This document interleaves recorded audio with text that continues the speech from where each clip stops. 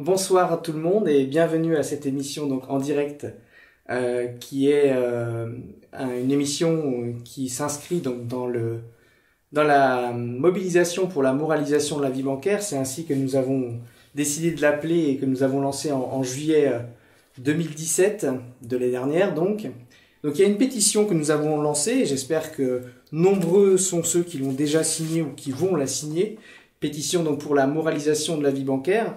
Et qui est conçu comme un soutien à désormais 350 citoyens et citoyennes de notre pays qui ont été voir déjà leurs députés ou leurs sénateurs pour discuter donc d'une proposition de loi que nous avons également ici. Une proposition de loi donc pour la séparation stricte des banques. Et j'ai l'honneur ce soir de recevoir deux personnes qui ont participé à la rédaction de cette proposition de loi. Donc Monsieur Pierre-Henri Leroy et Monsieur Karel Verreken. Je vais prendre 2 minutes pour les présenter juste après. Mais donc, cette mobilisation, elle doit passer à s'accélérer. Donc là, on a 150 élus qui ont été rencontrés à ce jour et on doit viser 400 à 500 députés rencontrés pour la fin de la session parlementaire, donc pour juin-juillet de cette année. Donc cette émission, c'est l'idée de donner du grain à moudre, des arguments et des éléments de réponse par rapport aux contre-arguments qu'on peut entendre contre la séparation des banques. Donc ce soir, j'accueille donc Monsieur Pierre-Henri Leroy, qui est ancien banquier, qui est expert financier, également le fondateur donc de Proxinvest, je crois en 1995. Oui. Voilà. Donc qui est un cabinet d'analyse et de conseil donc dans le vote des actionnaires. Et je reçois donc Karel Verreken, qui est, bonsoir, vice-président de Solidarité et Progrès, et donc, comme je disais tout à l'heure, l'un des co-rédacteurs de la proposition de loi pour la séparation stricte des banques. Modestement. Modestement. Voilà.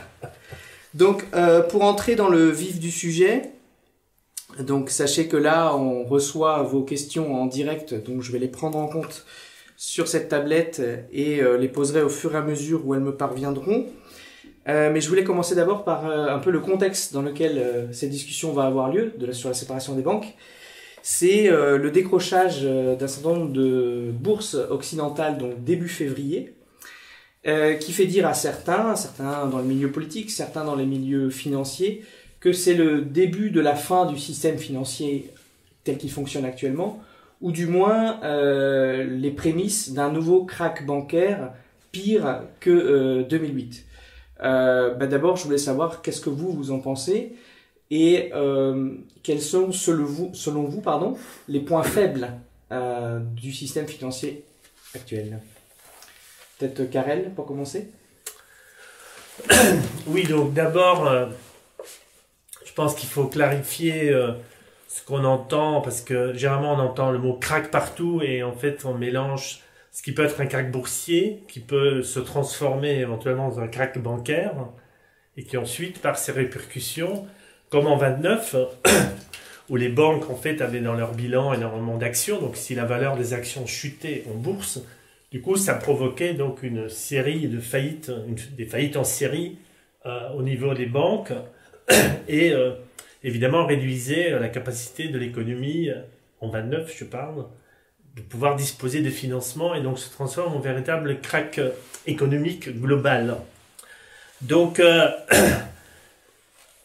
c'est de ce point de vue-là, je dirais même que je souhaite un krach boursier, parce qu'on a un système boursier qui est totalement déconnecté de l'économie réelle et que notre souci, donc avec les réformes bancaires que nous défendons, c'est de créer une possibilité de mettre à l'abri l'économie réelle, c'est-à-dire les entreprises, les ménages, l'épargne et les dépôts, de les mettre à l'abri de soubresauts possibles et toujours intrinsèques au système, des variations, parce que la valeur des actions, ça va dépendre aussi, c'est des anticipations. Ce qui fixe la valeur, c'est ce que ça va devenir dans le futur, donc forcément il y aura une volatilité qui est intrinsèque au système. Et donc, à l'heure actuelle, donc, nous prenons donc des mesures d'urgence pour faire ce coupe-feu, de mettre ce pare-feu, l'économie réelle à l'abri de ce qui peut être extrêmement dangereux, comme c'est montré dans l'histoire. Et de l'autre côté, nous pensons, en disant je pense, qu'il y a eu une telle gonflement donc de ce que Rosa Luxembourg à une époque appelait le capital fictif, c'est-à-dire des valeurs qui en fait ne sont que des chiffres en l'air. Alors si aujourd'hui ça peut arriver oui ou non, je pense qu'il y a une très grande illusion de penser que maintenant ça y est, le 6 février, il y a eu le mini-crack, et donc maintenant on peut retourner comme avant. C'est un peu comme les gens qui, au moment des tremblements de terre, ne veulent pas voir les signes précurseurs d'un grand tremblement de terre. Très souvent, il y a des petits signes précurseurs. C'est-à-dire que c'est comme un pont qui est au bord de l'écroulement, et voilà, vous pouvez passer encore une fois, et vous pouvez dire, voilà, je suis passé, donc le pont, il est très bon, alors que le pont est au point de l'écroulement. Aujourd'hui, toutes les conditions sont réunies pour qu'un énorme choc viendra, parce que le nombre de bulles s'est multiplié. Quels sont les éléments chiffrés qui permettent de juger à l'instant T? Je vous ai amené mon petit tableau là. Oui. Ici, donc, c'est pas la Ligue communiste révolutionnaire qui a publié ce graphique, c'est Bloomberg. Là, donc, vous voyez la bulle Internet en 2000, ici. Vous avez la bulle de 2008, subprimes. Et là, j'ai vérifié aujourd'hui, on est plutôt là. Vous voyez, on est à 2700. C'est le Standard & Poor's, les 500, le S&P 500. Donc, une des bourses américaines. Alors, il suffirait de voir ce que fait Monsieur Warren Buffett fait tout le temps, c'est qu'il regarde le ratio entre cours et bénéfices, c'est-à-dire le cours des actions, mais il y a, et Monsieur Leroy me précisera ou me corrigera si je dis des bêtises, il y a le cours des actions, mais il y a la valeur réelle et le profit réel que fait telle ou telle société. Donc quand ce gouffre se creuse, on peut savoir qu'on est dans un système de bulles. Ensuite, vous avez même des super bulles comme Tesla. Je pense que Monsieur Elon Musk bientôt va aller sur Mars, mais en s'attrapant à une bulle financière qui monte, puisque c'est une licorne, c'est-à-dire ce sont les fameuses start-up de la Silicon Valley, où tout le monde investit, et ça monte, mais en fait, c'est basé sur un mouvement qui monte. Ensuite, vous avez un énorme problème qui s'appelle la tricherie comptable, c'est-à-dire que tous les banques prétendent qu'ils ont plus de 10% de fonds propres, alors qu'en réalité, il s'agit c'est par rapport à leur actif pondéré, c'est-à-dire le ratio Core Tier 1, qu'on dit par exemple pour BNP Paribas, il y a 11,8. Paribas avec 65 milliards d'euros de fonds propres en 2012, alors que le total des actifs était 1907 milliards, c'est-à-dire ce n'était que 3,4. Donc il y a toute une tricherie comptable grâce aux accords de Bâle qui permettent en fait aux banques de ne pas être correctement capitalisées, et donc on triche sur la comptabilité. Ensuite, vous avez la bulle de la dette des entreprises. Vous avez le shadow banking où il y a 92 000 milliards de dollars. Donc la banque de l'ombre. La banque de l'ombre, c'est-à-dire qu'on a fait voter des directives comme la directive MIF par la Commission européenne, qui permet aux banques d'aller sur des plateformes non régulées. Oui. Donc, et après, on se plaint, Donc c'est des plateformes où il n'y a pas de ce qu'on appelle les gendarmes de la bourse, il y a pas. Et c'est de gré à gré. C'est des marchés non régulés. Ils s'autorégulent. Ils sont supposés de s'autoréguler. Pleine autorégulation des acteurs entre eux. Voilà. D'accord. Ensuite, vous avez des processus comme la bulle de la dette étudiante, qui va bientôt atteindre les 1400 milliards de dollars, rien qu'aux États-Unis. Vous avez la bulle de l'automobile, c'est-à-dire que depuis 2010, il y a eu une hausse de 70% donc de la dette automobile aux États-Unis, où on revient comme dans les années 70, où la durée de la voiture est moindre que la durée du crédit que les gens vont contracter. Et après, vous avez un endettement général par les États, par les banques centrales. Par exemple, dans le bilan de la Réserve fédérale, aujourd'hui, vous avez 1770 milliards de MBS, c'est-à-dire des titres adossés donc à de l'immobilier, Donc c'est extrêmement risqué. Vous avez la Banque Centrale Européenne qui devient... Ces banques centrales, ça devient presque des bad banks, parce que pour faire tenir le système, en fait, non seulement elles injectent cette drogue qui est le quantitative easing, mais en plus, elles prennent en pension, elles rachètent des titres de plus en plus... des parties énormes de titres avec de qualité moindre, qui fait que là aussi, on atteint probablement des limites. Donc, toutes ces conditions, disons, alors qu'en même temps, si vous prenez les grands paramètres de l'économie, c'est-à-dire la croissance du PIB, la hausse, la productivité globale des facteurs, les salaires, etc., vous avez l'économie réelle est en baisse, alors que cette montée donc de la sphère financière, elle monte, et donc forcément il y aura un moment où ce sera absolument intenable. Alors ça peut être la faillite d'AIG comme en 2008, parce qu'après tout on a sacrifié Lehman Brothers pour sauver AIG, entre autres. Ça peut être une annonce, comme on annonce que les salaires vont augmenter aux États-Unis, donc on va anticiper que ça va provoquer l'inflation, donc il faut augmenter les taux, et si les taux montent, évidemment la valeur des obligations va chuter, et vous avez toute une imbrication, et c'est l'autre problème de cette cartélisation de la banque, c'est que c'est pas juste les bulles, mais c'est l'interconnectivité, c'est la taille, et c'est un système complètement globalisé, intégré, qui fait qu'à la fin c'est un battement de papillon qui peut renverser l'éléphant. Justement, vous avez ces différents éléments en partie chiffrés qu'on voit derrière et que vous pouvez retrouver sur notre site Solidarité et Progrès. Vous avez les visuels qui donnent quelques éléments pour se repérer là-dedans. Et vous, Monsieur Leroy, quels sont, selon vous, les points de faiblesse du système actuel? Écoutez, j'aurais gardé le sourire d'abord, parce que, oui. Après ce que nous a dit Karel, il y a vraiment, c'est dur, hein, parce qu'effectivement, là, vous êtes un doomsayer, comment est-ce qu'on dit, je sais pas comment on dit, mais le fond de la chose, c'est que, en fait, paradoxalement, je suis d'accord avec pratiquement tout ce que vous avez dit, sauf sur une chose.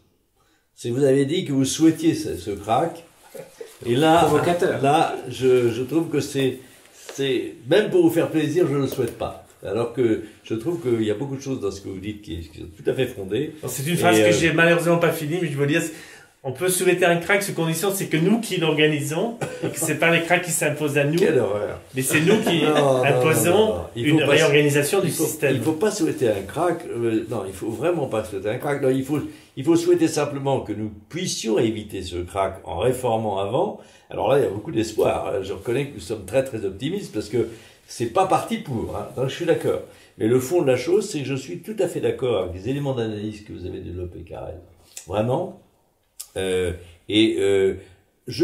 Par contre, c'est très difficile de dire si effectivement c'est spécifiquement cette petite baisse qui est le signe annonciateur immédiat, etc. C'est extrêmement compliqué de savoir à quel moment ça va intervenir, mais c'est vrai que dans vos propos, il y a beaucoup de choses qui sont totalement justes, qui sont frappantes. Bon, vous avez montré un graphique qui présente l'évolution des cours de marché depuis 20 ans, et c'est vrai que les cours de marché depuis 20 ans ont progressé de façon assez remarquable. Mais si vous ramenez en fait l'échelle sur les 20 ans, c'est pas tant que ça, parce que là vous avez présenté une concentration du temps, si vous voulez, ça c'est dramatique, mais si vous êtes allé là différemment vos années, vous aurez quelque chose de beaucoup plus tranquille.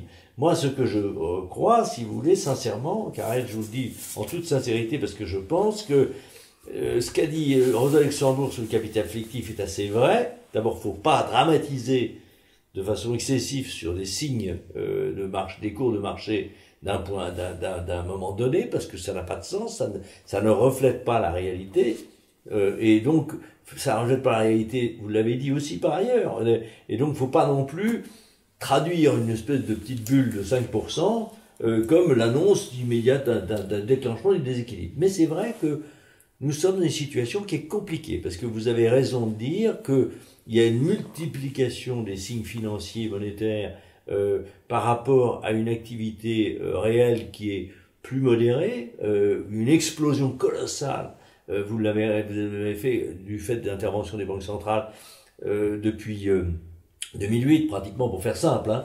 Bon, ça c'est extrêmement vrai.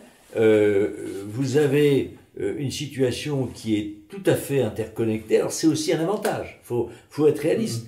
Il y a une activité. Là où je suis pas d'accord avec vous, c'est que je pense qu'il y a par contre une reprise réelle des échanges physiques, et que c'est cette reprise réelle des échanges physiques qui va peut-être provoquer éventuellement un élément d'inflation, etc. Mais elle est réelle et réjouissante. Qu'il y a une reprise aux États-Unis objectivement. Faut pas, c'est pas parce que Trump est un président épouvantable pour beaucoup de défauts qu'il faut pas se réjouir de la reprise américaine. C'est une très bonne chose qu'il y ait 40% la Chine. Hein. C'est une question qui est posée via le live. C'est qu'est-ce qui, pour reprendre votre terme, vous êtes défenseur de la séparation des banques. Bien sûr. En quoi elle décomplexifie la situation? Alors, si vous voulez, pourquoi je suis totalement partisan de cette réforme, c'est tout à fait différent. Une séparation entre banque d'affaires et banque de dépôt et de crédit. Je n'apporte pas le problème du point de vue de la solvabilité. Pas du tout. C'est pas du tout mon sujet. Mais vous avez raison de vous préoccuper de la solvabilité. Vous avez raison de me dire, est-ce que c'est pas une meilleure façon d'éviter qu'il y ait des bulles à l'avenir? Bon. Je comprends très bien cette idée-là. Mais moi, je viens d'un autre point de vue. Je dis, nous voulons avoir un système financier responsable et efficace. Oui. Et le système financier que nous avons aujourd'hui est totalement inefficace et totalement irresponsable. Donc, il y a toutes les raisons pour le faire réformer. Qu'est-ce que je veux dire par là? Je veux dire qu'il est absolument anormal et dramatique que les États aient accepté de laisser aux banques le droit de tout faire en leur laissant la garantie la garantie de l'ensemble de la communauté. Ce qui est absolument abominable dans la gestion de la crise de 2008, c'est qu'on a socialisé les pertes et on a privatisé les profits. C'est une chose affreuse. Et ça a été fait de façon massive. On a enrichi des gens qui étaient déjà très riches pour, soi-disant, sauver un système qu'on aurait très bien pu sauver en se débarrassant de ces gens et en évitant, par contre, en indemnisant les petits déposants. Parce que c'est évidemment ce que l'on aurait dû penser, mais les banquiers centraux que nous avons, les ministres des Finances que nous avons, il faut être très dur, il faut être réaliste. Nos députés se sont contrefoutus, véritablement, de l'intérêt des petits déposants. Leur obsession, ça a été de dire, on va donner de l'argent aux banquiers et les banquiers vont résoudre le problème. En réalité, les banquiers ont reçu de l'argent pour résoudre leurs problèmes et on a mis la Grèce à zéro, etc. Enfin, donc, si vous voulez, le système financier bancaire aujourd'hui est un système totalement vérolé, profondément imbriqué dans des rapports avec l'État qui sont très malsains, et je suis partisan de la séparation par les actifs. Ça, c'est une séparation spécifique de la banque que je propose, mais que vous défendez tout à fait. Et pourquoi? D'abord parce que c'est un système plus juste, plus calme et plus efficace. Voilà. Donc, si vous voulez, c'est pas seulement parce que c'est aussi un système plus solide. Le système solide, effectivement, est souhaitable. On est tout à fait d'accord. Mais ma préoccupation, c'est l'efficacité et la justice. Alors justement, j'ai un peu pour poser une question à rebrousse-poil et ce qui correspond aussi à ce que des internautes me disent en direct sur le fait que dans la presse, il y a plutôt quelque chose de contraire à la séparation des banques. Et il y a entre autres un article du Figaro du 26 février de Daniel Guinaud, mais il y a plusieurs articles. L'article s'appelle « Est-ce qu'on est à la veille d'un Big Bang bancaire en Europe ?» Alors pas d'un crack bancaire, mais d'un Big Bang bancaire. Et donc je vous lis les premières lignes de cet article, et ça montre que vous êtes un peu à contre-courant avec la séparation des banques. Ah, tu parles. Je cite, « Les autorités de régulation, dont la Banque Centrale Européenne, appellent de leur vœu des fusions entre les banques afin de créer des géants pan-européens, ce qui permettrait de limiter les risques en cas de crise. » Plus loin dans l'article, « Profitons du retour de la croissance et de la stabilité actuelle du système financier pour créer ces géants de la banque. » Donc vous avez des gens qui prônent la fusion des banques plutôt que la séparation des banques. C'est le Figaro, qui est même un organe de droite, qui est en train de proposer la grosse banque des soviétiques. Voilà, c'est absolument après sublime. La grosse coalition, la grosse banque. C'est d'une connerie, mais excusez-moi, mais il faut être de temps en temps, vous êtes excusé. C'est pas très gentil ce que je veux dire, mais c'est une vieille thèse. La thèse classique de nos banquiers, de Michel Pevro, c'est qu'il faut faire gros, pour être fort. Voilà. Alors, il faut faire gros pour être fort. Bon. Alors ça, c'est un argument que tout le monde peut, n'importe quel crétin peut avoir en disant, je veux avoir la plus grosse parce que, voilà, c'est tellement humain que c'est d'un primitif total. la problématique est la suivante. Il s'agit du financement de l'économie et chacun sait que plus une économie est étatique, et plus c'est le bordel. Excusez-moi, les Chinois heureusement l'ont compris et ils ont été remarquables là-dessus. Ils ont tout de même réussi magnifiquement, je dois dire, à privatiser une très grande partie de leur économie alors qu'on ne croyait pas capable de le faire. Et le Figaro est en train de proposer exactement l'inverse. Oui. Cette espèce de personnes que vous avez citées là nous propose de fusionner toutes les grandes banques pour comme ça il n'y aura plus de problème.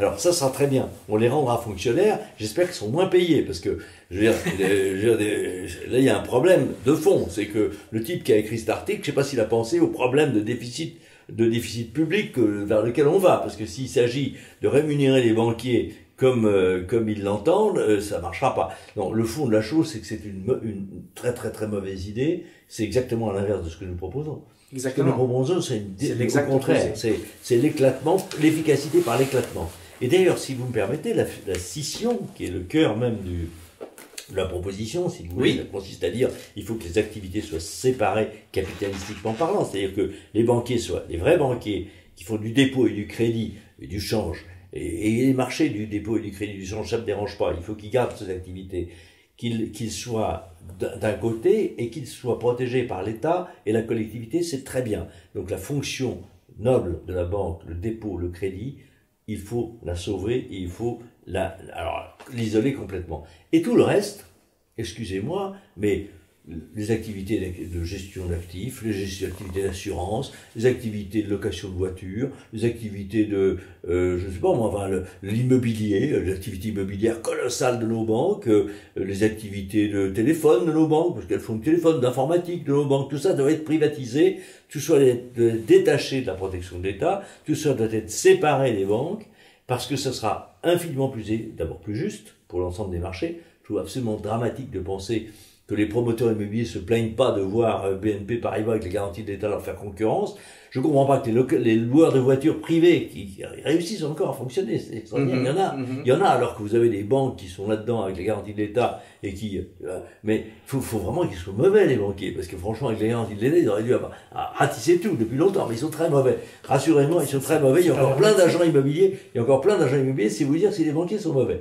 Mais le fond de la chose, si vous voulez, c'est que il est absolument indispensable de remettre de l'ordre dans l'économie des services. Nous ne voulons plus faire des travaux primaires d'extraction et très bien, physique, bon, très bien, mais il va falloir faire des services. Et il faut que l'économie des services soit une économie privée juste, compétitive, juste. Aujourd'hui, il faut donc absolument détacher l'activité bancaire, qui est une activité importante, mais qui n'est plus faite. Ce qui est dramatique aujourd'hui, ce qui est préoccupant, c'est que nos banques savent très très bien financer M. Drahi pour 50 milliards, avec son groupe SFR, son groupe de bulles, là, parce que là, les valeurs sont très bien. Mais par contre, ils sont absolument incapables de répondre positivement à quelqu'un qui a un projet d'entreprise modeste, un petit commerce, une petite activité d'artisanat. Eh ben, le banquier n'est pas là. Parce que malheureusement... Il y a un internaute qui me dit, enfin qui vous dit ou qui vous répond, demain j'irai chercher mon poisson chez mon banquier.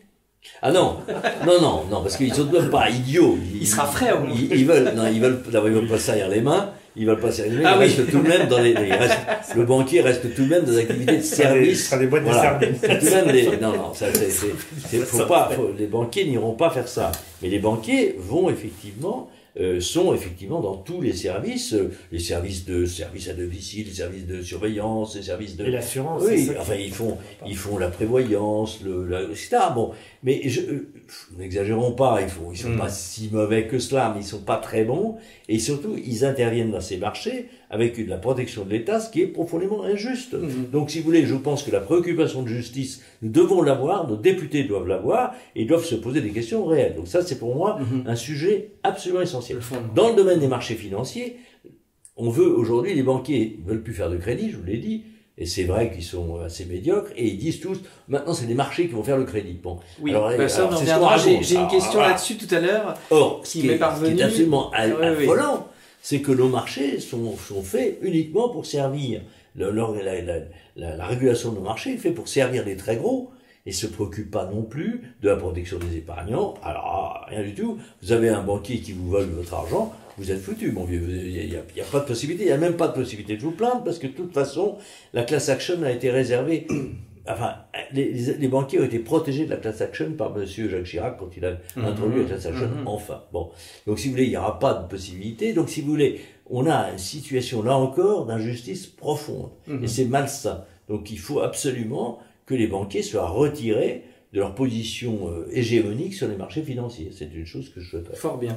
Voilà. Rapidement, Karel, est-ce que il y a des questions par rapport au fait qu'en Islande est expérimentée la séparation des banques, en Chine il y a toujours la séparation des banques, même si dans des cultures différentes, dans des pays où les proportions sont différentes que la France, etc. En quoi, quel parallèle on peut faire sur la faisabilité quelque part de cette séparation des banques, puisqu'il y a des pays comme l'Islande et la Chine où c'est déjà le cas. Comme toujours, comme toute chose, c'est vraiment une question de volonté politique et les Islandais, déjà ils ont été traités comme hedge funds, ils étaient gérés par des banques anglaises et hollandaises qui ont utilisé l'Islande pour faire de la spéculation, jusqu'au jour où ça leur plaisait plus et où ils ont demandé que tout le monde paye la facture de là-bas pour les banques qui étaient ailleurs. Donc, bon, c'est des petits pays, hein, donc il y a eu un sursaut national. C'est un pays manifestation. En plus, c'est un pays qui a pu dévaluer sa monnaie et qui a donc eu tout un plan de relance, notamment de la pêche. Mais bon, c'est anecdotique, ça peut pas être un modèle pour nos grands pays. Mais c'est vrai que c'est un exemple de mobilisation populaire. Ça, oui. Et aussi des dirigeants ça veut qui dire, ont fait face à la réalité. Oui, ça veut dire qui aussi ont que mis la réalité sous le tapis. Si les gens se battent, disons, c'est une leçon de courage de citoyens et de citoyennes qu'il faut saluer. En Chine, c'est différent parce que c'est quand même un État qui a dans chaque entreprise et dans chaque banque il y a des représentants du Parti communiste qui est au-dessus du gouvernement. Donc, de fait, ils ont fait ce que nous, on n'a pas fait. C'est parce que, même au moment de la libération, on avait mis un commissaire dans chaque banque pour, quand même, dans les banques d'affaires, avec la loi de décembre 45, hein, il y avait un représentant de l'État, y compris dans les banques d'affaires, qui était là pour voir ce qui se passait et éventuellement signaler des dysfonctionnements. Donc, maintenant, à force d'y être, souvent... moi, j'ai un problème là, parce que si vous voulez, historiquement, la banque était très contrôlée par l'État. Vous le savez très bien. Oui. Même au début de ce siècle, c'était terriblement contrôlé. Si on aime la liberté, on n'est pas nécessairement favorable à des contrôles supplémentaires, mais par contre, on est favorable à des responsabilités supplémentaires. C'est très différent. Oui, donc les contrôleurs d'État, Dieu est leur âme, je sais pas le problème. J'ai rien contre les contrôleurs d'État. Je pense que certains ont sûrement fait leur métier honnêtement, mais je crois que c'est pas ça qu'on souhaite. Ce qu'on souhaite, c'est un système juste et équilibré et un système responsable. Et c'est vrai que la Chine est un exemple qui est probablement particulier parce qu'on vient plutôt d'un système d'État. Non, la difficulté, c'est qu'il faut un projet, il faut une mission. Oui. Et ça, c'est au plus haut niveau de l'État que ça doit se faire. Ah, bien sûr, une réforme. C'est-à-dire qu'à l'après-guerre, il fallait reconstruire le pays, il y avait une mission, il y avait la commissariat au plan, donc, puisque l'État, à travers, par exemple, le fonds sur la modernisation de l'économie, donc on créait des comptes dédiés au Trésor, et la Banque de France faisait des avances au Trésor, mais c'était sur un projet, par exemple, de moderniser tel ou tel secteur, il y avait des comités par secteur au Trésor qui étudiait tout un secteur de l'économie et l'agriculteur, je sais pas où, dans le Midi, il allait voir sa banque et la banque disait « Monsieur, je vais voir si votre demande entre dans le référentiel et si le Trésor et la Banque de France donnent le feu vert parce que votre projet entre dans une vision, c'est-à-dire c'était pas la dictature communiste, mais il y avait une concertation, il y avait une vision. L'État jouera toujours un rôle important dans le financement. Regardez, même en 2008, s'il n'y avait pas eu l'État, les boîtes françaises auraient été... honnêtement, il y a eu un apport colossal, il faut le reconnaître. Sarkozy a beaucoup de défauts, mais à court terme, ils ont tout de même mis de l'argent dans la machine. Ils étaient bien forcés, puis ils ont fait jouer des gens qui ont prêté de l'aide à l'économie alors que les banquiers ne voulaient rien faire. Il ne faut pas l'oublier. Donc je suis tout à fait d'accord avec vous, il ne faut pas négliger l'État comme acteur. Mais c'est ce que vous avez parlé de responsabilité. Mais je crois quelque chose qui est important aussi à avoir à l'esprit, et je rebondis aussi par rapport aux commentaires qui me parviennent au fur et à mesure, C'est que quand on place de l'argent dans une banque aujourd'hui en France, notre argent est garanti jusqu'à un certain point. Quelque part, il n'y a pas juste... On dépose à la fois notre argent, mais aussi on dépose aussi une garantie, qui elle est collective. Alors attendez, vous n'êtes pas vraiment garanti, parce que vous êtes garanti tant que vous laissez votre argent sans aucune rémunération. Oui. Et donc, je dirais même, en fait, et même vous payez pour le laisser là, comme vous le savez, Oui. puisque vous avez on est dans un schéma dans lequel la banque s'empresse de vous proposer de placer votre argent sur des trucs qui ne sont pas garantis du tout. Oui, non, mais en Et 2008, grave. le problème de 2008, c'est qu'on n'a rien demandé en contrepartie. Oui. On aurait pu dire, ok, on vous rend flou, on va vous sauver, Absolument. mais en échange, En échange, maintenant c'est terminé. D'abord, vous allez nous C'est remercier parce qu'on ne va pas vous fusiller, hein, Oui. mais, parce que vous le méritez, mais on ne le fait pas parce qu'on est trop Oui, il est dur, humain. il est très dur. Mais en échange, vous allez accepter cette séparation, Oui. c'était pas... Non, mais c'est vrai, c'est vrai. Disons, Mais là, on a l'État un s'est chèque en couché. blanc. L'État Ah s'est oui, couché. bah oui. L'État s'est couché devant On est- les problèmes de ses banquiers Oui. et vraiment avec une incompétence absolument remarquable. En Je plus, veux dire. c'était d'une C'est compliqué. vrai. Vous savez, les acquisitions, les fusions-acquisitions, c'est tellement compliqué qu'il y a que les gens qui l'ont fait, Alors- qui connaissent les détails. Aux États-Unis, quand ils ont fait le TARP, ils ont dû aller chercher. Donc ça, c'est le plan de renflouement Oui. au moment de 2008. Américain, oui. Américain. Oui. Et juste parce que l'heure tourne et c'est très intéressant, mais on va continuer. Et il y a, disons, la question n'est pas posée directement dans le live, mais je sais, que pour avoir eu quelques militants qui ont été voir des Oui. députés, on en a rencontré Oui. 150 au jour d'aujourd'hui, que souvent, il y a un argument qui revient, qui est peut-être encore plus vicieux que celui qui est évoqué par le Figaro, qui est plus pernicieux. Il faut savoir que donc sur les 150 députés qu'on a rencontrés, il y en a 4 au jour d'aujourd'hui. Une personne étiquetée LR constructif Oui. à Champagne et 3 députés La République en Marche. Oui. Donc je fais un appel aux autres députés du Parti Socialiste, des Républicains, de la France Insoumise, qui sont très revendicatifs, de poser également, alors, comme ces 4 personnes-là, une question écrite à Bruno Le Maire, notre Oui. ministre de l'Économie et des Finances. Et entre autres, je vais vous citer Olivier Gaillard, qui est l'un de ces 4 députés. Donc lui, il est député de La République En Marche du Var, et il pose la question en octobre 2017, après avoir rencontré un militant. Donc adressé à Monsieur le Maire. Je cite, « Monsieur Olivier Gaillard attire l'attention de Monsieur le ministre de l'Économie et des Finances sur l'absence d'effectivité du principe de séparation des banques, de dépôts et des banques d'affaires. Nul ne sait quand éclatera la prochaine crise financière, les prochaines faillites de banques. En l'état actuel, la nation est insuffisamment protégée vis-à-vis d'une telle hypothèse. » Donc ça, c'est quand même intéressant, la prise de conscience de ce député. Et donc, à la fin, il lui demande si son éventuelle intention est de rendre la séparation des activités strictes et effectives, ce qu'on discute là aujourd'hui et ce que nous défendons par ailleurs, ou bien de réformer autrement que par la stricte séparation des activités. Ce à quoi, je ne vais pas vous faire toute la réponse, mais Bruno Le Maire répond que, en gros, messieurs, la séparation stricte des banques, c'est une fausse bonne idée. Parce que, et là je le cite, donc c'est Bruno Le Maire qui parle et qui répond donc à Olivier Gaillard, je cite, « Il est d'autant plus nécessaire de préserver cette capacité des banques françaises à être une interface pour nos entreprises sur les marchés des capitaux, que ces derniers, donc ces derniers marchés capitaux, vont jouer un rôle croissant dans les années à venir pour le financement de notre économie, à mesure que se développe le financement direct par les marchés. » En gros, il est en train de nous expliquer que si vous faites la séparation des banques, vous allez créer un obstacle majeur aux entreprises pour se financer. Donc ma question est, la séparation des banques va-t-elle être un obstacle à nos entreprises pour se financer? Alors moi, là-dessus, je réponds très, très clairement. On voit bien que notre ami Bruno Le Maire est resté au débat qui a eu lieu à l'époque, effectivement, où ça a été mal expliqué ou mal analysé, mais il est absolument pas question pour moi, en tout cas, de séparer les banques au point que l'activité des dépôts-crédits ne puisse pas bénéficier de l'accès au marché. Pour moi, ce qui est très important, c'est que les banquiers restent spécialisés dans le dépôt et le crédit et qu'ils aient tous les instruments de marché pour faire du dépôt et du crédit. Mais ça n'a rien à voir avec le fait de faire de l'assurance, avec le fait de faire de l'immobilier, de faire de l'asset management. la gestion d'investissement n'est pas une compétence des banquiers. Ils sont très mauvais d'ailleurs. Objectivement, vous savez, il y a eu des travaux tout à fait remarquables qui ont été faits à Bruxelles sur la médiocrité des performances des gestions, qui sont d'ailleurs pour une très grande partie, ce qui est abominable, indexées. Comme vous le savez, les gestions bancaires sont lamentables.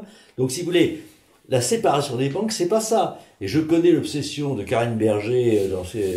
Donc l'ancienne rapporteuse écoutez, c'est vraiment un sujet que je connais bien. Si vous me permettez, j'ai fait 10 ans de financement d'entreprises industrielles et 10 ans de banque. D'affaires et commerciales. C'est vraiment un sujet que je connais. J'en connais pas beaucoup, mais celui-là, je le connais. Et sincèrement, le projet de séparation dont nous parlons n'est pas une séparation des activités financières et bancaires. Ces grands groupes doivent rester financiers et bancaires. Ils ne doivent faire que cela. On veut les débarrasser de tout le reste. On veut leur demander de faire ce boulot sérieusement. Ils ne le font pas sérieusement aujourd'hui, vous le savez très bien. Ils ne financent pas la petite entreprise parce qu'ils ne sont pas obligés. Ils préfèrent faire du spiel. Ils préfèrent faire du spiel mauvais, médiocre, ou aller financer monsieur Drahi, ou etc. Et donc, ils ont vraiment complètement à reprendre en main leur activité financement. Parce qu'il n'y a pas d'intérêt pour le développement des entreprises. Mais ils s'en foutent complètement.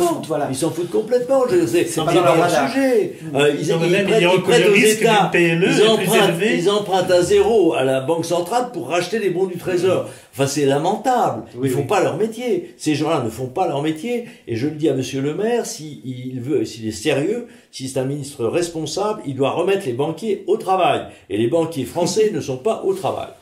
Alors, peut-être que Karine a une réaction là-dessus. Non, Je veux remettre les banquiers au travail également. Non, ce que j'ai même vu, c'est que pour les... Parce qu'en fait, notre problème, c'est les 28 banques systémiques. C'est-à-dire ceux qui ont plus de 200 milliards à gérer. Il y en a plein d'autres. Mais, j'ai vu aussi, par exemple, que pour eux, le taux le risque, à la limite, la PME, elle les considère que plus risqué que faire ce que vous dites. Évidemment. Dans l'échelle du risque. Dans l'échelle du risque, évidemment, la PME, c'est risqué. Mais ils ont décrété que le crédit, c'est un truc dangereux. Oui. Non, mais c'est hallucinant. Mais la réforme de 2008 est une chose scandaleuse. Parce que qu'est-ce qu'on a fait? On a sauvé les banques pour sauver, en fait, soi-disant, sanctuariser leur activité de marché. Tu parles, il n'y a rien du tout, il n'y a aucune séparation. Les deux filiales de BNP et Société Générale, je ne connais même pas leur nom, on n'arrive pas à les trouver. On ne sait même pas si elles existent. Elles ont été, paraît-il, créées. Les autres banques n'ont créé aucune filiale. Donc, c'est une loi pour rien. Donc, on a fait une loi pour rien. On parle bien de la loi de Moscovici de 2013. C'est vraiment la loi inutile, stupide, complètement un effet de pure communication médiocre. Bon. Qui était lié au discours de François Hollande. Ce qui est dramatique, c'est qu'on a permis aux banquiers, on a taxé, on a dit, la spéculation c'est dangereux. Et on a vraiment autorisé la spéculation, on a même réintégré dans la banque de façon absolument garantie. On a renfloué tout ce monde-là, parce que je suis désolé, cette crise tout de même a coûté au moins 40 milliards à la France, 40 milliards cash, je ne parle pas des avances qu'on a récupérées, je parle de l'argent qu'on a budgétairement payé déjà. Oui. Donc sans parler de tout l'argent que les 600 milliards qu'on a remis dans l'économie, qu'il a fallu emprunter, etc. Ça nous coûte une fortune. Et on a encouragé véritablement tout, sauf le financement de l'économie. C'est-à-dire que l'activité crédit a été taxée, parce qu'en même temps, ils ont remonté les ratios. Ils ont remonté les ratios sur le prêt, qui touchent pas évidemment les risques sur les États. Donc, par conséquent, acheter des bons du Trésor, ça les arrange tout à fait. Ils achètent des bons du Trésor, ça leur coûte rien, comme vous le savez. Ils reprêtent à des banquiers, qui sont les banquiers européens, ça ne dérange pas. Mais le fond, c'est financer l'économie, zéro Tintin Bézef, ils sont pas là. Donc, si vous voulez, le fond de la chose, c'est que cette réforme de 2008 est un scandale total. Et il faut absolument remettre les banquiers au travail, c'est-à-dire cultiver les dépôts, respecter les déposants, respecter les épargnants. Ils ne le font pas. Ils ont absolument, leur modèle est un modèle d'exploitation abominable. Ils proposent des produits qui sont des produits pièges. J'en ai vu encore la semaine dernière, des produits pièges du Crédit Agricole. C'est hallucinant. On voit des produits qui sont vraiment faits pour, excusez-moi de l'expression, c'est pas bien, faut trouver une expression pas vulgaire, pour vraiment escroquer, ben oui, c'est le mot, escroquer le client. Voilà. Alors, on en est là. Donc, si vous voulez, il faut absolument changer ce système et il faut que les banquiers redeviennent des banquiers dignes de ce nom, respectables. Oui. D'où une mobilisation pour la moralisation de la vie bancaire. Moralisation. Oui, ben, peut-être, oui. Juste, Karel, mais tu pourras répondre également à la question précédente en même temps, mais j'enchaîne avec une autre question en même temps. Quelle a été la genèse de l'écriture de la proposition de loi pour la séparation des banques? C'est-à-dire là, on a parlé de la stupidité, là, on parle de la solution. Quelle était la genèse de cette proposition-là qui, je rappelle, tient sur 6 pages? 8. 8, pardon. Excusez-moi. Mais contrairement à d'autres lois qui n'est pas longue, mais qui va à l'essentiel. Oui, mais juste pour conclure, pour compléter, je pense que ce qui est très important pour nous dans tout cela, et là, Pierre-Henri et nous et Jacques Cheminade, on est bien d'accord, c'est que cette réforme, ça doit être la fin de l'impunité. C'est ça, en plus. Parce que justement, le système tel qu'il est fait, et c'est là où c'est vraiment à la limite le pire, c'est pas les actes, mais c'est une culture de l'impunité et de la protection. Et ça, parce que en 2008, il y a personne, il y a plein de gens qui ont fauté, qui ont mérité même la prison. Il y a personne, à Père Madoff, qui a été. Et ensuite, voilà, tout ce que Monsieur Leroy a décrit a été fait. Donc pour nous, cette réforme bancaire, c'est pas juste une mesure technique, c'est le début de recréer un nouveau paradigme qui va avec le monde où effectivement on met les banquiers au travail et on finance l'économie réelle pour que les gens puissent créer, travailler, qu'on puisse créer des richesses, avoir un monde pour nos enfants qui soit pas dans l'état où il est. Donc, alors l'origine, c'est effectivement, je me rappelle toujours le jour où on avait été à La Rochelle, Christine Bière, rédactrice en chef de Nouvelle Solidarité, moi-même à l'université d'été du Parti Socialiste, où François Hollande fait son discours donc, de synthèse à la fin de l'université d'été. Août 2008. Et il dit, voilà, une des choses qu'il faut absolument défendre, c'est la séparation des banques. Donc, ah bon? Donc, nous, on avait... Ça fait longtemps qu'on était pour, que depuis le crack de 2008, on avait travaillé, donc, surtout l'époque Roosevelt, le Glass-Steagall, pour Roosevelt, c'était essentiel parce que les gens avaient retiré carrément leur argent des banques. Oui. Quand Roosevelt a fait le Glass-Steagall, il était allé à la radio, il a dit voilà, chers amis, chers citoyens, retournez à la banque, remettre votre argent. Moi, en échange, je coupe les banques en deux et je donne les garanties de l'État pour les dépôts. Dans une situation où, quand il dit ça, on est en printemps 33, 70% des banques sont fermées parce qu'il y a un bank run, comme on dit. C'est-à-dire les gens courent littéralement pour récupérer leur argent. Les banques ne peuvent pas évidemment donner l'argent à tous les gens en même moment. Donc ils ferment rideau, 70-80% des banques. Au moment où il appelle les gens à ramener l'argent, là forcément l'économie réelle elle fonctionne plus du tout. Absolument. Et en même temps il y a un grand programme de création d'emplois, il y a le New Deal, il y a les infrastructures. C'est un plan d'ensemble. Oui. C'est pas juste un bouton, un truc magique, on appuie sur le bouton et tout va mieux. C'est un ensemble. Donc nous on s'est dit ok, il y a maintenant le champ de bataille ouvert donc pour la séparation bancaire. Donc une fois plus il y a eu le discours de Bourget et même quand Montebourg a négocié son adhésion à la campagne de Hollande, il a exigé que la séparation bancaire soit inclue. Ouais, ça je peux vous retrouver la lettre parce qu'elle est accessible sur internet. Donc, alors après il y a eu ce glissement sémantique où au début on disait non on va plus changer. On va plus séparer les banques, mais on va uniquement séparer les métiers. Et après, on a dit oui, mais les métiers, on n'a pas besoin de couper les banques en deux. On peut séparer les métiers à l'intérieur de la banque. Voilà. Donc, on a fini avec ce que vous avez décrit. C'est absolument lamentable. Voilà. Lamentable. Et en plus, sur la loi Moscovici, ce qui est encore pire, c'est que, disons, ce qui rajoute l'horreur au mauvais, c'est que le fonds de dépôt, le fonds de garantie des dépôts, en réalité, parce que la loi Moscovici, c'est c'est une somme de plusieurs volets, et un des volets, notamment, a fusionné donc le fonds de garantie des dépôts avec le fonds de résolution bancaire. Parce qu'on dit, cet argent-là, ça dort, le jour où il y a un problème, on pourra prendre l'argent du fonds de dépôt, quand même l'utiliser pour sauver les banques, donc c'est dans l'intérêt des déposants, parce que leur banque sera sauvée, et donc leur dépôt aussi. Donc, par des sophismes de ce genre, on est allé dans vraiment quelque chose de très mauvais. Maintenant, puisque les députés, on s'attendait au moment de la loi Moscovici, nous on s'est dit, on va y aller. Et donc, déjà en 2012, donc on a appelé tous les députés. Et les députés, les assistants nous ont dit mais pourquoi vous ne faites pas comme tous les autres lobbies? Nous, on était le lobby pour l'espèce humaine. Bien sûr. Tous les autres lobbies, voilà, ils écrivent un projet de loi et après, nous, on n'a qu'à C'est vrai. le signer. Donc, c'est confortable. donc voilà, donc C'est il faut que préparer le travail en amont. Bien sûr, bien sûr. Bien Donc sûr. du coup, Ouais, on c'est s'est dur, mobilisé entre nous, on a fait un brouillon, on a consulté des gens comme Pierre-Henri Leroy, mais pas seulement, il y en a aussi d'autres, qui nous ont permis donc d'avoir les bons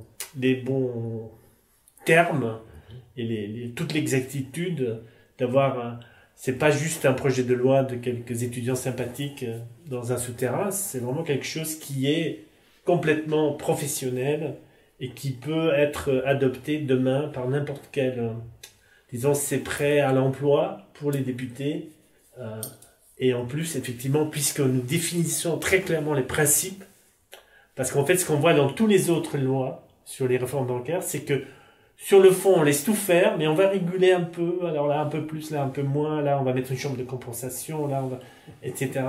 Alors que là, on retourne en fait à des principes de responsabilité, comme vous dites. Voilà. Je pense que du communiste à l'Action française, c'est pas une question politique, c'est une question de...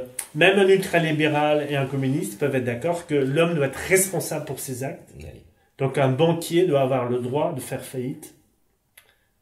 Absolument. Dans des bonnes conditions pour lui et pour la société. Alors justement, c'est une réaction de Christine sur Internet qui parle donc du MES, du mécanisme européen de stabilité, qui va devenir, dans la proposition qui est discutée actuellement au niveau européen, le Fonds monétaire européen, avec une garantie des dépôts au niveau européen. Et dans ce cadre-là, il y a une directive qui est passée depuis, qui est la directive sur le bail-in, ou le renflouement interne des banques. Alors quand on parle d'irresponsabilité, en tout cas la question est posée, c'est l'idée que lorsqu'une banque a une difficulté, au lieu de faire appel à l'argent venant de l'extérieur, le bail-out, le contribuable venant aider la banque, un renflouement bancaire classique, là c'est le renflouement interne, c'est-à-dire les actionnaires de la banque sont amenés à sauver la banque, et simplement l'épargnant est considéré aussi comme un actionnaire, certes moins important que les actionnaires historiques ou les actionnaires qui ont plus de 100 000 euros, qui n'ont plus un argent qui n'est pas garanti puisqu'il n'y a plus le plafond. Qu'est-ce que vous en pensez de ce bail-in, Pierre-Henri? Si effectivement dans le bail-in il y a l'idée que de toute façon on va faire participer les déposants, je dirais que de la part des États ça prouve véritablement un laxisme supplémentaire, mais on est habitué, si vous me permettez.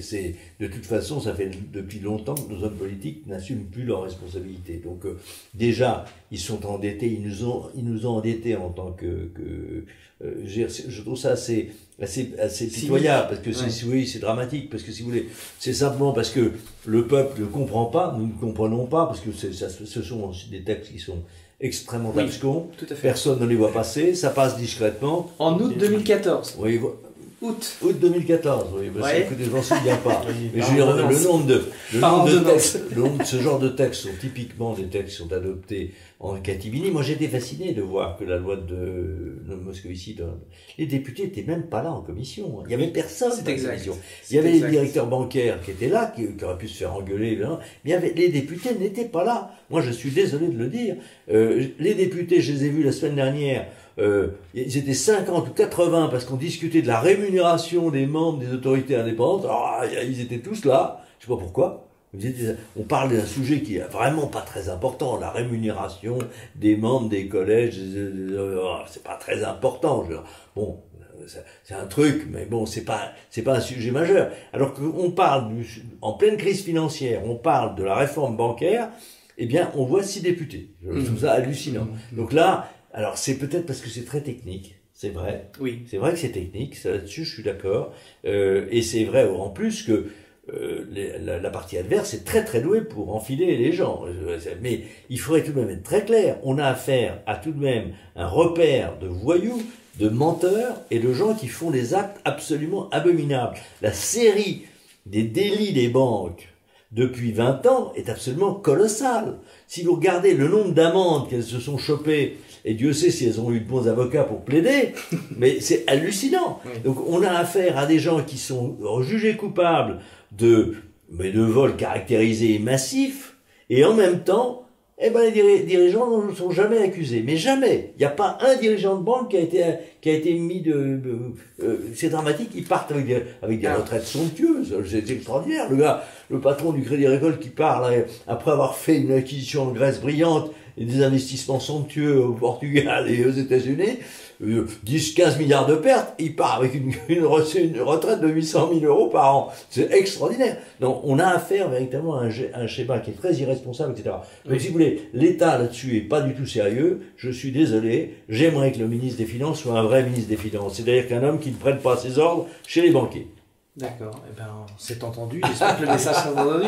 Alors justement, vous avez dit, et la question est posée à vous deux, on va donner la parole d'abord à Karel et puis ensuite à Pierre-Henri de nouveau, mais par rapport à ce que vous avez dit, c'est question là de Cédric sur le fait que ce que vous disiez, c'est que la population souvent ne comprend pas, parce qu'il y a un aspect technique, mais souvent elle est complètement débordée. Et il y a quelque chose qu'on lui sert comme un bon petit plat, lui dire, mais regardez le bail-out, donc les renflouements externe où le contribuable français a aidé à sauver nos banques en 2008, ben c'est très bien parce que on a prêté de l'argent ou on a posé des garanties aux banques, mais elles nous ont remboursé avec un taux d'intérêt. Donc au final, l'État... Non mais c'est pas vrai ça. Donc justement, c'est vrai on leur a prêté, on est d'accord là-dessus, on leur a prêté effectivement, je sais plus, 25 milliards, qu'ils ont remboursé, ça c'est sûr, et ils ont payé les intérêts. C'était remboursé. Très bien. Donc, l'État a gagné de l'argent. Non, attendez, par ailleurs, en sauvant les banques. Non mais attendez, faut pas oublier Dexia, faut pas oublier Société Générale, faut pas oublier on s'est endetté pour avancer. Ça nous a coûté tout de même 30 milliards ou 20 milliards, 22 milliards pour les trois banques dont j'ai parlé. Dexia, Société Générale, Natixis, 22 milliards. Donc ça c'est le coût cash. C'est de l'argent qu'on reverra pas. Bon. Aucune garantie, on demande aucune aux mutuelles de BCI, on demande rien, non. Ils ont un système totalement irresponsable, on leur donne de l'argent et ils en font ce qu'ils veulent. Très bien. Donc on les sauve. Bon. Et par ailleurs, il faut qu'on réinjecte des centaines de milliards dans l'économie pour faire repartir l'économie, parce que les banquiers l'ont mis à genoux. Donc il faut la faire repartir. Donc on dépense. Alors c'est comme dans un restaurant où vous avez mangé de la nourriture avariée, on vous dit oui c'est vrai, mais l'eau était potable. Oui, enfin c'est à peu près ça. Mais je veux dire, la réalité, si vous voulez, c'est que dans ces circonstances, c'est vrai qu'on peut plus en vouloir à l'État de faire ce qui est urgent. Ça, c'est louable. Bon. Mais par contre, quelle imprévisible, quelle imprévision. Je veux dire, Sarkozy était ministre des Finances. Il est très incompétent. Il a pas vu venir. Vous l'aviez vu venir, cette crise. Moi, je l'avais vu venir. Je l'ai annoncé. J'ai annoncé dès 2000. Donc c'est très clair, c'est dans le monde, etc. Sarkozy, il a rien vu venir. Mais Madame Lagarde, alors, excusez-moi, alors c'est encore pire, mais bon, mais c'est le fond de la chose, si vous voulez, c'est qu'on a des incompétents. Alors j'espère que véritablement on va changer. On a un banquier président. Alors j'espère qu'il avait passé pas beaucoup de temps chez Rothschild, 2 ans je crois, ou un truc comme ça. Mais on peut espérer qu'ils comprennent que les banquiers sont des gens qu'il faut aussi tenir et qu'il faut aussi, à mon avis, réguler de façon beaucoup plus sérieuse. Oui. Sur le bail-in, je pense qu'il y a quelque part, c'est peut-être un peu aussi la goutte qui peut faire déborder le vase, parce que en fait, quand même, dans l'idéologie capitaliste, la base du capitalisme, c'est le respect de la propriété privée. Oui. Une fois que vous dites aux gens, vous mettez l'argent dans ma banque, mais les jours où la banque est menacée, je prends. Oui. On est dans une logique confiscatoire. C'est vrai. Et à ce moment-là, on a un capitalisme qui détruit ses propres règles et qui viole ses propres codes. Oui, c'est vrai. Donc ça ne peut que effrayer les citoyens et enterrer son argent dans le jardin. En plus, si vous réalisez, alors pour le bail-in en tant que tel, de toute façon, c'est totalement incompétent parce que c'est des sommes. Si vous prenez la totale des dépôts, c'est même si vous prenez 100% des dépôts, vous n'allez pas sauver la banque. Je veux dire, c'est une fiction. C'est une fiction. Et on va vous dire, oui, mais rien que le fait qu'on l'annonce fait que la banque sera perçue comme plus solide. Non, mais attends, voilà. Vous avez raison, c'est l'invitation au Bitcoin. Vous avez parfaitement raison. Oui.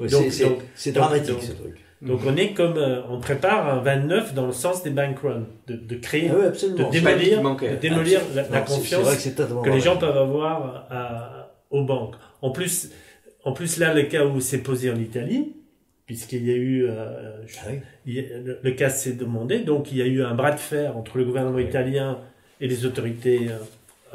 Alors, ce qu'il faut voir, c'est que là, bon, je m'inscris un peu en faux par rapport à ce que vous avez dit, c'est que parce qu'il faut quand même voir que le paysage bancaire européen, il n'est pas identique dans chaque pays. L'Italie a 600 banques. C'est pas la France. La France, donc et en Allemagne aussi, il y a encore énormément les Landesbanken, etc. Donc effectivement, il y a une bande de technocrates dans la BCE et à Deutsche Bank et compagnie qui disent il y a trop de banques, donc ils disent voilà, il y a des banques zombies. Bon, c'est pas eux, hein. C'est toutes les petites banques qui ont prêté à l'économie réelle, qui sont à la peine parce que justement dans l'économie réelle on peut plus gagner parce que tout est par terre. Donc c'est les non-performing loans, hein, alors en plus les critères sont différents dans chaque pays. En Italie, vous faites une fois défaut sur vos échéances, vous êtes classé NPL, voilà, parce qu'une fois vous n'avez pas payé votre mensualité. Donc déjà les critères pour savoir quel est. Donc il y a toute cette campagne contre les banques zombies. En fait, c'est les méga-banques qui le font pour débarrasser les petits du plancher. Ouais, je suis bien d'accord avec vous. Il y a un point sur lequel vous... Non, parce que vous avez... J'ai pas compris ce que... Non, vous avez dit les grosses... comment dire... Effectivement, il y a... Non, on n'est pas... On est d'accord sur le fait que c'est ces grosses banques qui veulent, en fait, prendre le monopole sur tout.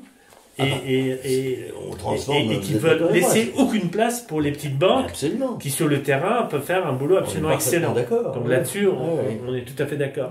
Mais en Italie, c'est posé justement, je parle de ça parce que par rapport au bail-in, puisque ça représentait une partie de l'électorat de M. Renzi et du gouvernement italien, qui s'est fait élire par toutes ces petites banques. Alors ces petites banques ne sont pas parfaites, hein.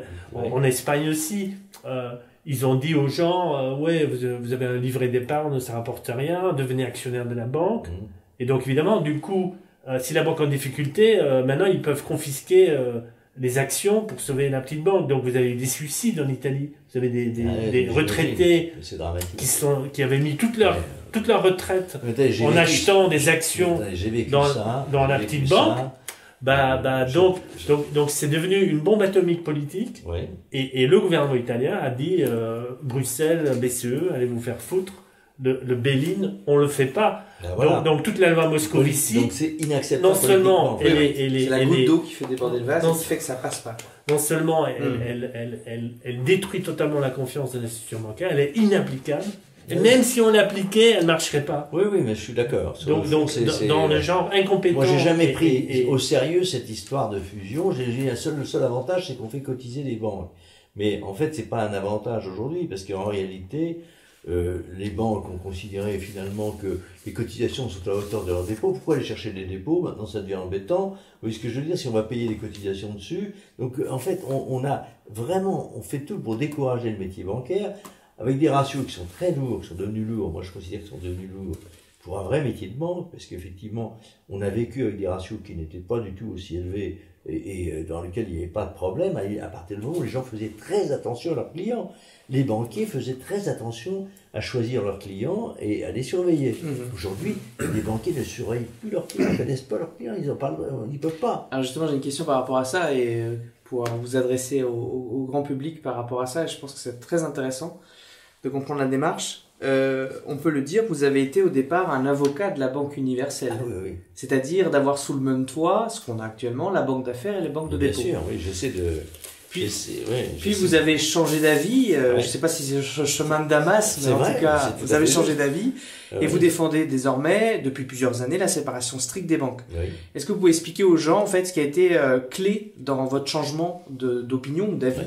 C'est très vrai, ce que vous venez de dire est très vrai. En fait, j'ai travaillé pour une grande banque américaine qui s'appelait Bankers Trust.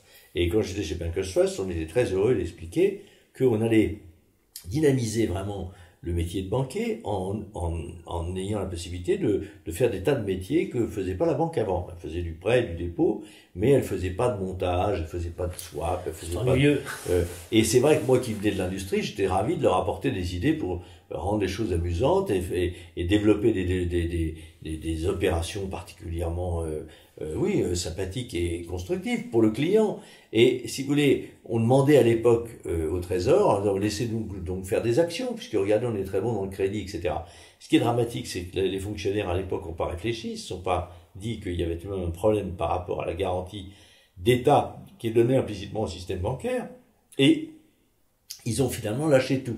En 99, Clinton a signé la fin de la Siegel Act, et de la même façon, en France, ça a été lâché progressivement avec les réformes Bérégovoy, mais ça a pris du temps. Tout ça, c'est des trucs qui ont pris... C'est en 83, voilà, 84. Il y a plusieurs époques, mais globalement, ils ont tout lâché.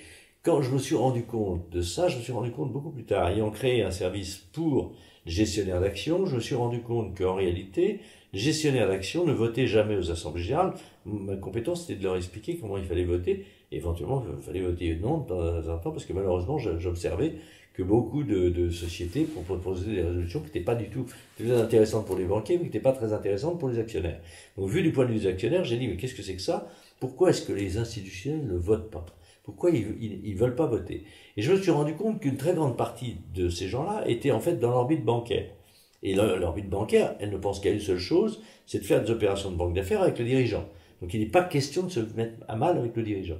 Et là, je me suis dit, mais qu'est-ce que c'est que cette situation de conflit d'intérêts pas possible, dans lequel, sous prétexte qu'effectivement, on veut faire des affaires, de banque d'affaires avec le dirigeant, on va casser l'activité de gestion pour compte de tiers, c'est-à-dire de la gestion de l'épargne de nos épargnants, on va sacrifier nos épargnants pour notre business avec les dirigeants. Est-ce que je suis clair? Donc si vous voulez, j'ai constaté, de la même façon que j'ai constaté qu'ils étaient capables aussi de sacrifier leur activité même de prêt pour faire des opérations de banque d'affaires avec les dirigeants. Donc si vous voulez, je me suis dit, mais qu'est-ce que c'est que ce métier qu'on a créé? Un métier où on a la garantie de l'État, et pour faire n'importe quoi, y compris des spéculations, etc. Bon, des spéculations abusives. Moi, je suis pas contre la spéculation. Je suis pour une spéculation raisonnable, mais pas n'importe quoi.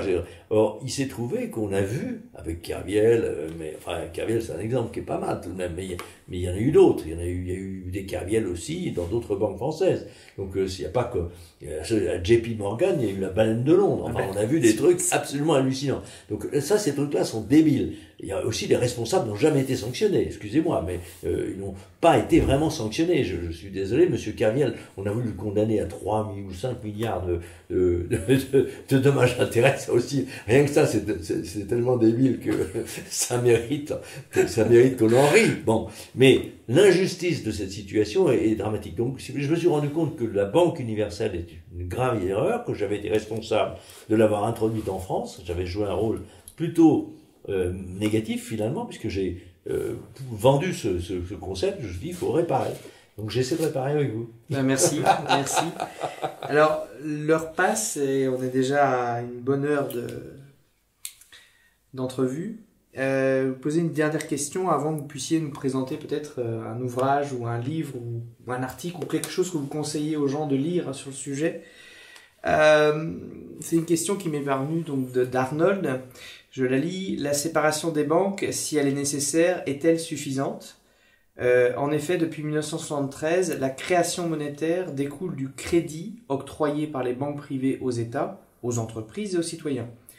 Pouvez-vous détailler le mécanisme de la création monétaire aujourd'hui et ne pensez-vous pas qu'il faudrait revenir au système de Bretton Woods avec, entre autres, le rôle de l'État pour ce qu'il appelle le crédit à moyen et long terme dans l'infrastructure, entre autres? Peut-être Karel pour commencer. Oui, ça fait plusieurs questions. Oui, c'est vrai qu'il y a 3 questions dans une. Non, tout d'abord, il n'y a pas de... Disons, ça n'a rien à voir avec Bretton Woods en tant que tel, qui a été c'est des accords d'après-guerre qui ont fixé et qui ont aussi en partie donc créé le Fonds monétaire international et la Banque mondiale. Là, on est dans la macroéconomie, on n'est pas au niveau français. Donc, effectivement, par exemple, là, j'ai commencé à regarder parce que un des sujets d'actualité, c'est la dette de la SNCF. Et je trouve que c'est quand même un peu gonflé d'accuser les cheminots d'être la base. La raison principale pour laquelle la SNCF est endettée, c'est le soi-disant super statut des cheminots qui n'en est pas vraiment un. Et donc, si vous regardez l'histoire, c'est effectivement à partir de 73, c'est-à-dire que jusqu'à 73, en fait, la Banque de France a le droit de faire des avances au Trésor. Et donc, au Trésor, il y a toute une série de comptes, notamment, donc, il y avait le Fonds pour la modernisation de l'économie. À partir de 1955, tout ça, c'est devenu le Fonds pour le développement économique et social, qui finançait les grands plans d'équipement. Donc, évidemment, avec le commissaire au plan, parce que l'État était donc un État stratège.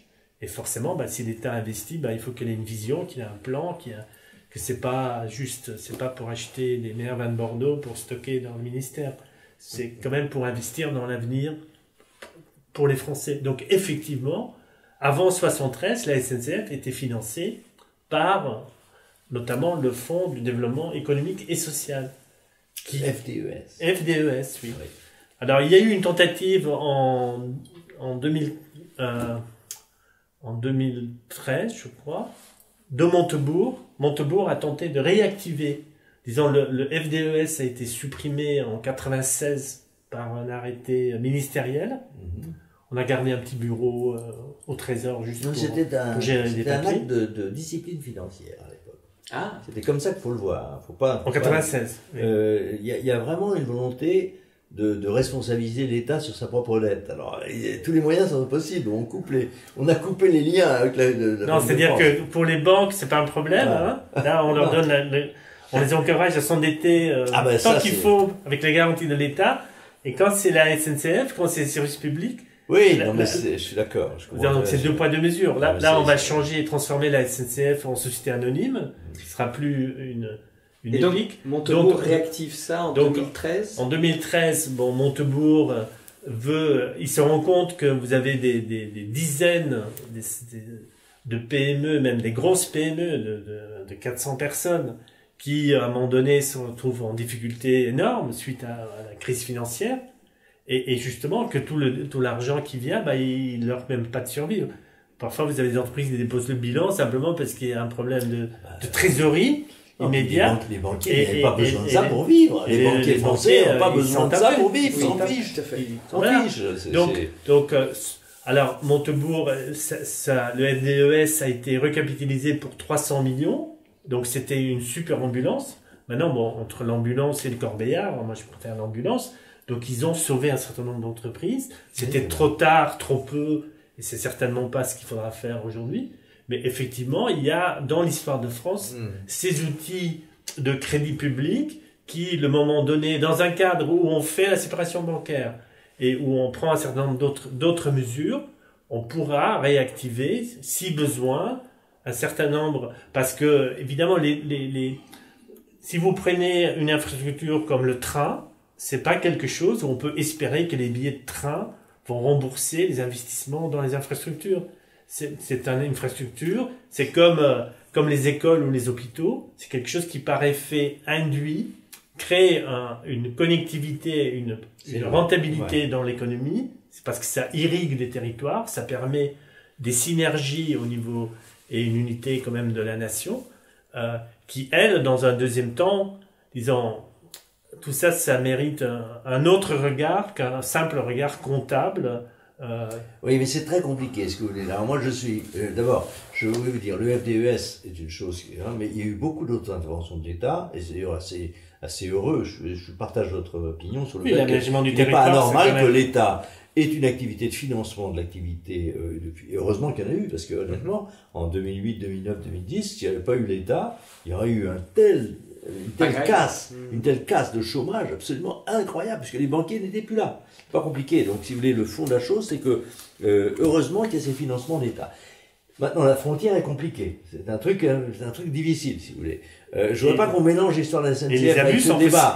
Je voudrais pas qu'on mélange le débat sur la SNCF, qui en soi est un débat passionnant, mais qui est pas notre sujet, si vous voulez. Mais c'est vrai qu'il y aura toujours une problématique pour dire ça, c'est un truc d'un intérêt général très important, dans lequel dans lequel le privé va pas gagner son argent, etc. Moi, ma thèse, si vous voulez, je veux revenir au centre de notre idée, c'est que si on sépare les fonctions bancaires, on va avoir des banquiers qui vont être là pour financer, qui vont demander à faire des prêts, parce que sinon, ils n'auront pas de bonus, ils n'auront pas même de revenus. Donc, ils vont demander à pouvoir prêter à des trucs intéressants. Ils vont réfléchir, ils vont avoir des services d'études. Il n'y a plus de services d'études dans les banques. Oui. Aujourd'hui, vous pouvez demander à une banque ce qu'elle pense de la SNCF ou de la rentabilité des lignes, ils n'ont aucune notion. Mais même sur il y a plus d'analyse financière indépendante, il n'y a plus rien. Donc si vous voulez, les banquiers ne font plus le travail d'analyse de l'économie qu'ils avaient autrefois, puisque de toute façon, ils ont autre chose à faire que de reprêter de l'argent à des risques qui n'en sont pas. Bon, c'est pour faire simple. Hein. Donc on a été critique là-dessus. Donc je voudrais juste répondre là-dessus en disant, moi, à l'auditeur qui pose cette question, je pense qu'il est légitime qu'il y ait tout de même dans notre économie une partie de financement public destiné aux infrastructures. Là, je suis d'accord avec vous. Et la question sera de savoir à quel moment on s'arrête. Bon. Mais c'est pas ça notre sujet. Notre sujet, c'est de dire quel est le meilleur système pour financer l'activité privée. Et le meilleur système pour financer l'activité privée, nous pensons, vous et moi, que c'est un système beaucoup plus indépendant de la garantie de l'État et en même temps beaucoup plus concentré sur son métier. C'est effectivement le prêt et le crédit, qui in fine d'ailleurs est couvert si l'épargne française va légitimement à des banques qui s'intéressent au financement de l'économie. On sera tout à fait ravis. Ça s'est très bien passé, de façon très différente, parce que dans le passé, il faut aussi resituer les choses. Moi, quand j'ai commencé ma carrière, les banques ne prêtaient pas à plus de 3 ans. Si vous savez ce que ça veut dire, c'est tout de même extraordinaire. Oui. Il fallait qu'il y ait le crédit national pour qu'elles aillent à 5-7 ans. Vous voyez, doctrine Germain. Donc j'étais dans l'industrie à l'époque. Bon. Et donc si vous voulez, dans l'industrie, je disais, mais les banquiers ne sont pas là pour prêter. Ben non, ils prêtent que s'il y a... Donc si vous voulez, ils ont fait des progrès. On a trouvé aussi un truc extraordinaire. Mais ça, je vous raconte, parce que c'est merveilleux. Vous pouvez pas savoir vous savez pas ce que c'est que des bases 2. Vous êtes trop jeune pour savoir ce que c'est que des bases 2. Mais des bases 2, ça fait multiplan. Ça vous dit rien, multiplan. Non. Multiplan, des bases 2, ça veut rien. Mais ce sont les ancêtres d'Excel. Vous voyez, Excel. Ah, d'accord, oui. Excel, vous savez. Excel, produit Microsoft, tout le monde connaît. Mais avant, il y a eu plusieurs produits. Et ça a été des produits fantastiques. Brusquement, nous, financiers, nous avons vu l'avenir. Puisqu'on appuie sur un bouton, flouf, on avait immédiatement les additions qui se faisaient, vous savez, c'est extraordinaire. On n'avait pas ça avant, des outils, mais le LBO n'aurait jamais existé sans ça. Les LBO, le financement à effet de levier. Brusquement, ça a été rendu possible par l'existence de ces outils. Donc, heureusement, l'économie change. Bon, ça, c'est réjouissant. C'est pas une mauvaise chose. Par contre, il y a des tendances longues, et j'aime bien la réflexion, très honnêtement, la raison pour laquelle je soutiens Jacques Cheminade, parce que c'est un homme qui pense, c'est un homme qui réfléchit avec les éléments du passé, avec les éléments de l'avenir, avec une réflexion ouverte. C'est vraiment pour ça que j'ai du plaisir à être avec vous. Et le fait est que, dans les grandes constances, ce qui est sûr aujourd'hui, c'est que la partie, j'allais dire, étatique de notre financement est beaucoup trop importante et beaucoup trop irresponsable. Ça, on est bien d'accord là-dessus. Alors, concluons peut-être sur des ouvrages. Je crois que même vous êtes en train d'écrire. Oui, moi j'ai écrit. Je donne tout mon temps de parole. Non, il y a une question. Alors, si vous voulez, je fais un livre. J'ai lu la table de matière, ça m'a l'air vraiment très bien. C'est gentil. Non, en fait, c'est pas encore fini, mais ça va être un livre sur effectivement ce que j'appelle l'économie concentrationnaire.